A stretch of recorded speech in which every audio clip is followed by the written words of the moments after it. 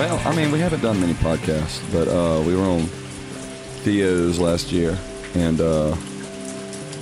Theo's gets a lot of engagement, a lot of views. Ours didn't do too well. I think Birdcast did all right.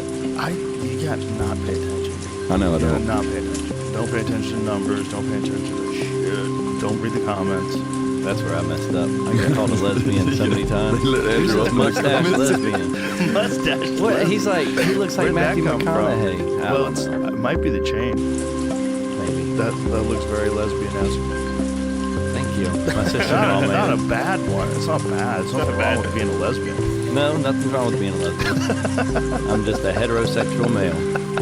I saw. With a wonderful mustache. I went back to the comments last night, and don't touch that. and somebody was like, Andrew, come on, man, don't sit with your legs crossed. I was just the latest one. I was there. Why is it always me getting picked on? Did you sit with your legs crossed in the typical liberal fashion? I mean, Like the Gavin Newsom style? Yeah, you can't do that. chilling. You got a little bit of a gap there. The thing is, if you get the deep scissor, the deep scissor is like signaling. The trick is you gotta scoop thin. Yeah. You gotta get your stuff out the way. Yeah. It doesn't seem comfortable. I've been doing it for a long time. So are you guys you were telling me you're kind of burnt right now. So you guys are fully on the road right now. Oh yeah, I say that, and then the next moment I'm walking around, I was like, dang, this is fun. But yeah, but usually about this time of the year where we have a couple more months left, it's like, man, we're almost done. Get to be home for a while, more than 2 days at a time. How long have you guys been on the road for? To this year, or just in general? Well, all told. We started touring in Andrews Acadia in 2018. And has it been flat out since then? Pretty much. I mean, we Just usually little breaks. Yeah, we break in December for Christmas, but it's gotten better. This year we started touring in July, which was good because we usually start in April or May. When did you end? We end in December. Oh, okay. Yeah. That's not too bad. No. Well, this last year we started in March with Canada. Yeah, Canada. But that was like a month. It didn't really count. How long have you guys been together all told? This Red Clay Strays got together in December 2016. But before that, Drew was the manager of a cover band, and Andrew was the bass player in the cover band. And what were you guys covering? Everything. The good stuff. Yeah, just blues, just like really bad blues. Yeah, we used to run Mostly, people out. The country. Yeah. And how did you guys all get together? I met Drew through a mutual friend. We were working out in the gym together. I was in high school, and Drew, this guy was like, "Hey man, I got a buddy. He's kind of down on his luck. He's like squatting in my dorm, and I want to give him something to do. I want to give him something to do." I didn't think I was down on my luck I'm that just bad. Nobody ever what- does, man. Nobody ever does. Dang, dude. I'm just repeating what I heard.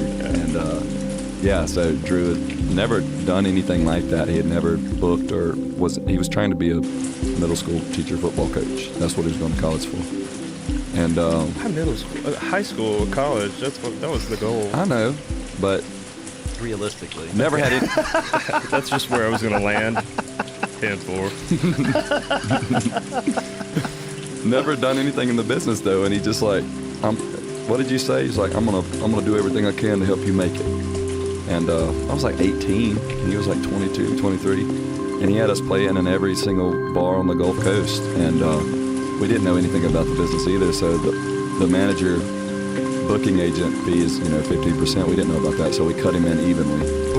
Yeah, and so he'd show up and drink beer at our shows, and he'd always be at our practices, and he was fully committed. And so when he got an even cut, and he ended up turning his life around, and was able to scoot around and buy burgers and not be down on your luck anymore. Hallelujah. I think that's impressive. Never done anything like that. You stepped up and became a legitimate booking agent and a legitimate manager. Yeah, I mean, I just saw something I knew that was incredible, and I was like, all right, well, what do I need to do to get this guy in front of people?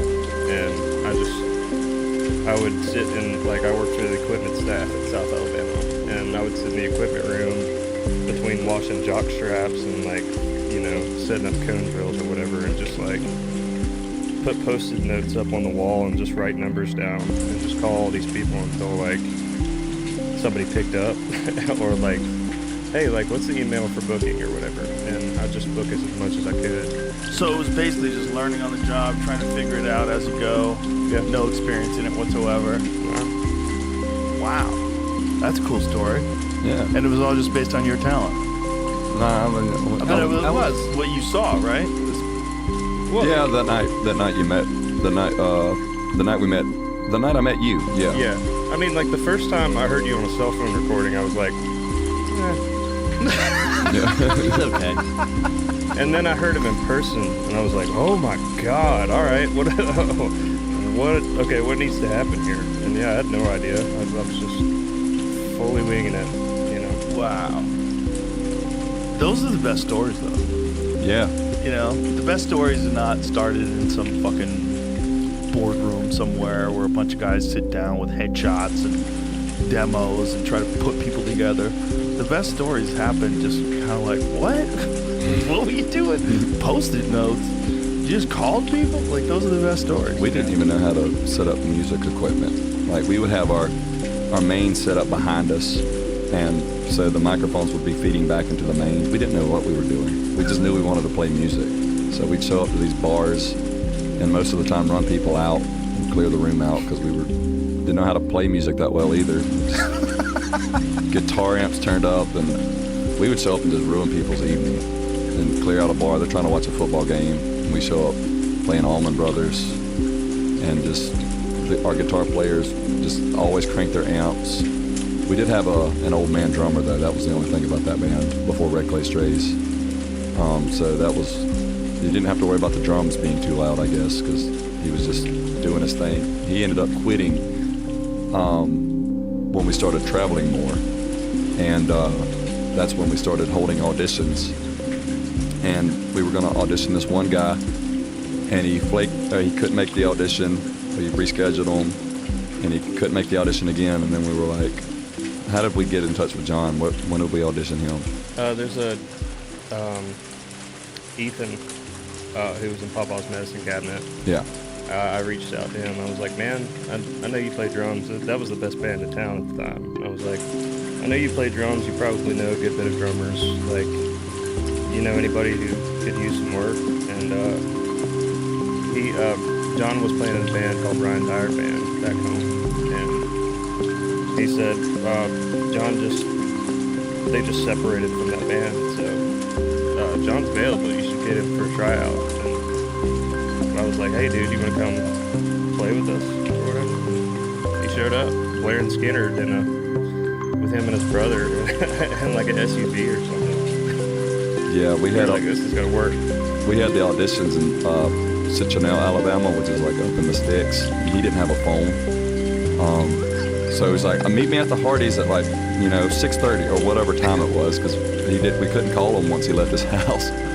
And so Andrew left. You were driving the Firebird at the time. He left in the Firebird and met him and brought him back, and we auditioned him then. And the audition went great. He showed up with his brother, who played piano, and his brother wasn't trying to join the band, but his brother just played with us. And just the first song we played, we tried him out with an original that we were working on, which was a terrible song also. But yeah. Andrew and John locked in immediately, and they hit all the pauses together, and I just remember still being blown away by that, and just how quickly y'all locked in, and it still shows today on stage their chemistry. They've got some kind of telekinetic thing going on, I think. I think the big thing was coming from that old man drummer, and then that's the first time I've ever played with like a real drummer besides my own dad. His name was Ray. Me and John, I mean, it's really weird how when we first started, like we know a lot when we played in those bars, it was improvised. We're playing covers, we're not even playing them the right way. We can hit those pauses without looking at each other. Like, we just know what each other's gonna do. So as a bass player, your drummer is your best friend. Even though me and John probably butt heads more than anybody in the band, but that's the relationship. That is a big part of the problem with the band, is that you guys just get on each other's nerves, right? I mean, just like any other. I mean, Yeah. we're just like brothers. It's a group of guys, and you're Yeah. traveling all year round. You'll get pissed off at each other for sure. If a band says they don't get pissed off, they're lying, or they just don't like each other for real. But something we actually learned as men was how to talk about your feelings with each other too. Because in the early stages, it was, I had anger issues. I'd just get pissed off real quick. Was it about the mustache? No, I didn't have the mustache yet.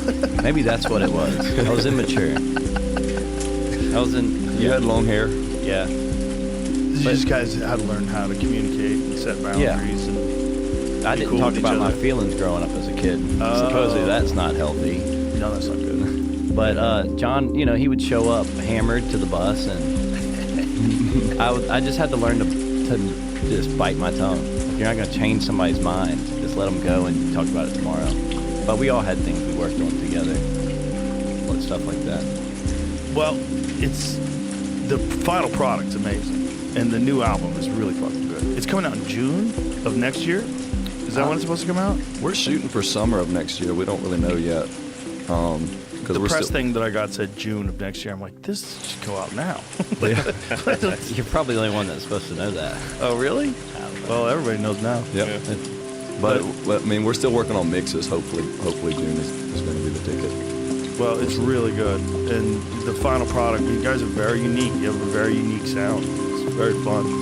Yeah. So it's, I know it's got to be a lot of work. Whenever I do shows and I show up at a place and, like if I do an arena, it's just me and my friends. We just have to roll in there and hi. Yeah. And I see you guys, you got fucking trucks and this, that. And there's so many fucking people involved. And Oh yeah.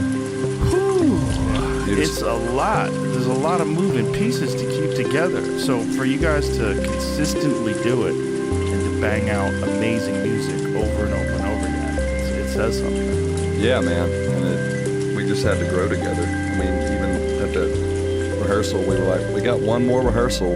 We got one more tryout with the guy who flaked out on us. And John was like, who is it? I was like, it's Travis Patch. And he was like, oh, you're going to hire Travis Patch.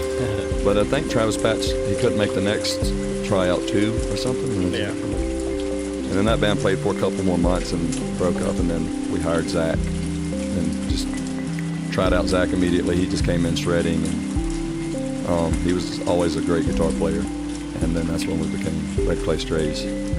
Who came up with the name? My brother.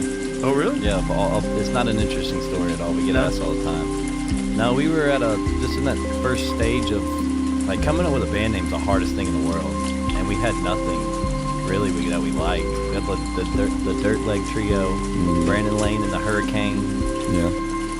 That's my middle name, Brandon Lane. And then he shot that over. Yeah.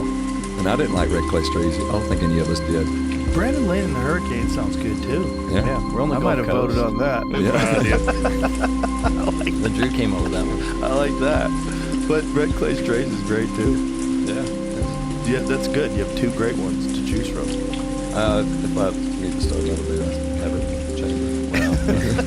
Talk about that another I'm just kidding. God, hopefully not. It seems like once you got it all together and it's working, like don't fuck that up. Yeah, man. I don't understand why bands break up. I don't get it. I don't know how they can stay together. Really? Yeah, I just can't imagine. I've had so many.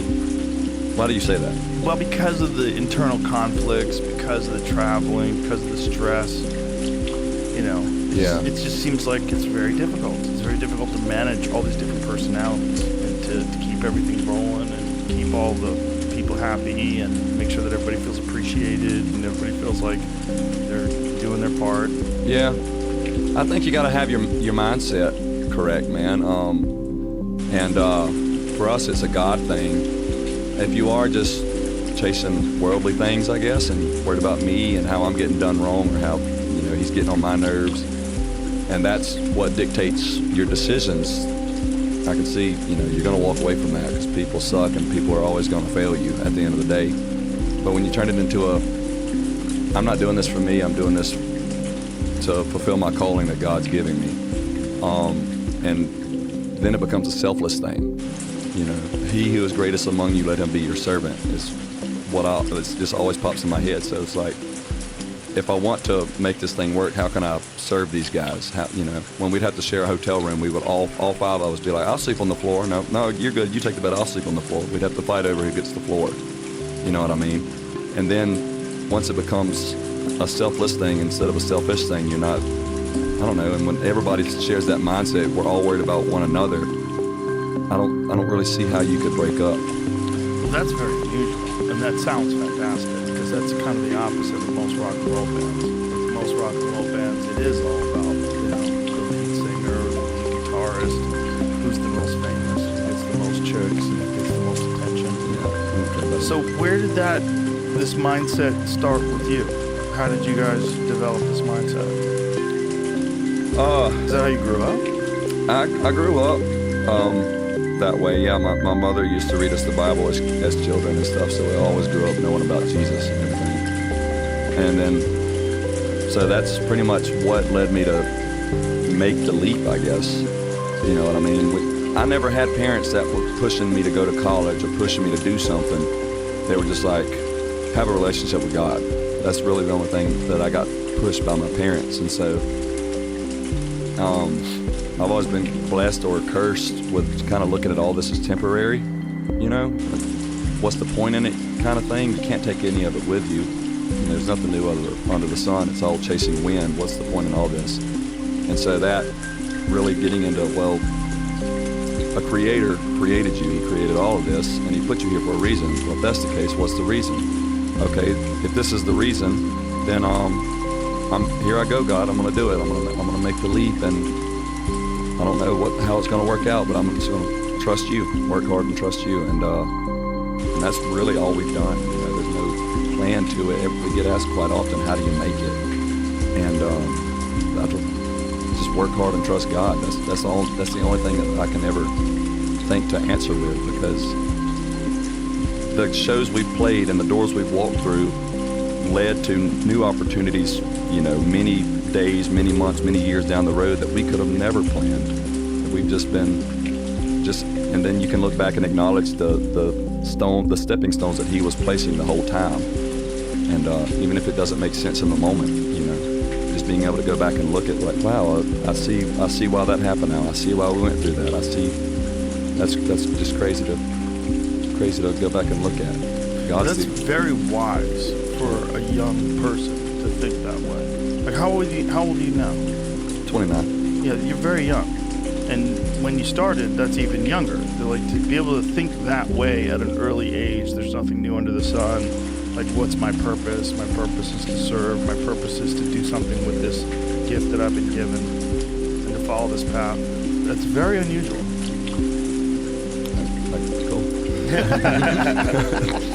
I mean, it's great. Yeah. It's great. It's a great example for people. Yeah. Because it is a mindset, and that mindset will serve